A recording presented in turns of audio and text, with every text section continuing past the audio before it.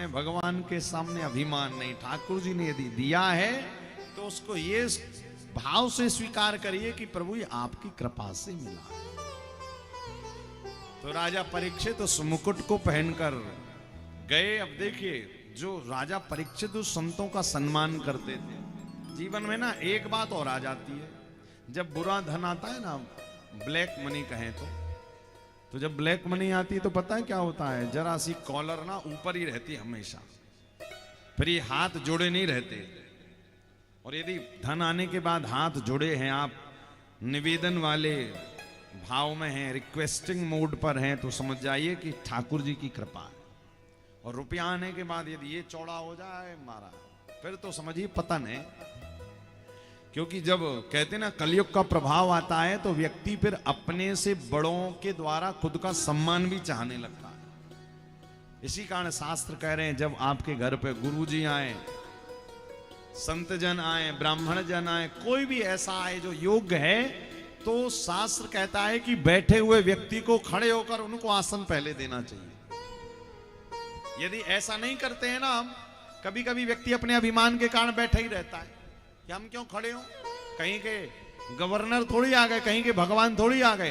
कहते हैं जब योग्य व्यक्ति के आने पर हम उनका सम्मान नहीं करते आसन देकर, तो कहते हैं बैठे हुए व्यक्ति की आयु क्षीण होती है। इसी कारण अभी तक यदि नहीं करते थे और अब यदि पता लग गया तो जरूर करिएगा। अच्छा, एक और बात, जब आप किसी व्यक्ति को सम्मान देते हैं ना, तो उस व्यक्ति का रोम रोम आपको आशीर्वाद देता है। वो भले कह रहे नहीं बैठिए बैठिए, आप कहें नहीं नहीं आप बैठिए पहले, उसका रोम रोम कहता भैया बड़े सज्जन है। कहते ना हमारे घर में कोई अतिथि आया है तो अतिथि के वेलकम से ही पता लग जाता है कि घर वालों का भाव क्या है।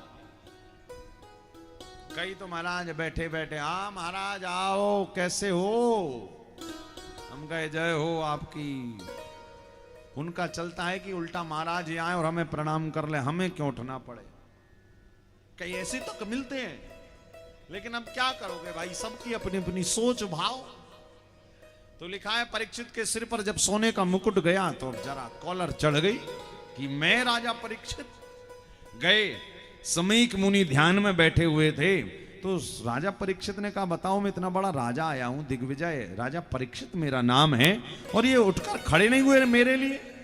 अब देखिए यहां पर समीक ऋषि ध्यान में बैठे थे, उन्हें पता नहीं कि कौन आ रहा। यही दोष यही कहें तो शंकर जी जब दक्ष के यहां पर, दक्ष को प्रजापतियों का जब राजा बनाया जा रहा था, तो दक्ष ऐसी कौन सी बात पर शंकर जी की नाराज हो गया था।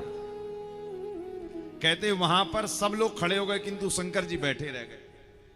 अब वो शंकर जी हैं, और शंकर जी इसी कारण जानबूझकर नहीं बैठे थे, शंकर जी बैठे बैठे ध्यान में चले गए थे। अब उन्हें क्या पता बाहर क्या चल रहा है। लेकिन उस दक्ष को ये नहीं दिखा कि इतने सारे लोग मेरे लिए खड़े हुए, उसको ये दिखा कि ये शंकर मेरे लिए, मैं खड़ा हूं और ये शंकर बैठा है, आज से सबसे बड़ा दुश्मन मेरा यही है।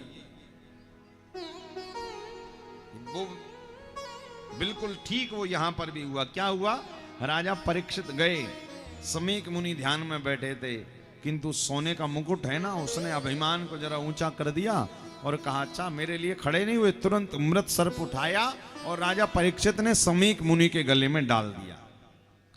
जैसे ही डाला वापस आए, राजा परीक्षित ने मुकुट हटाया। जब मुकुट हटाया तो बुद्धि में जो दोष था वो दूर हो गया कि अरे हमने क्या कर दिया। व्यक्ति कभी कभी धन के अभिमान में इतना अंधा हो जाता है कि इतने पाप कर बैठता है, बाद में होश आता है हमसे बहुत गलती हो गई। किंतु अब तो परीक्षित से गलती हो चुकी थी। कहते जब गलती हुई तो समीक के पुत्र श्रृंगी को बात पता लगी कि मेरे पिताजी का अपमान किया राजा परीक्षित, मैं तुझे श्राप देता हूं। और वहीं से बैठे बैठे सरस्वती नदी का जल लिया और छोड़ दिया। इति लंघित मर्यादम तक्षकः सप्तमे हनि।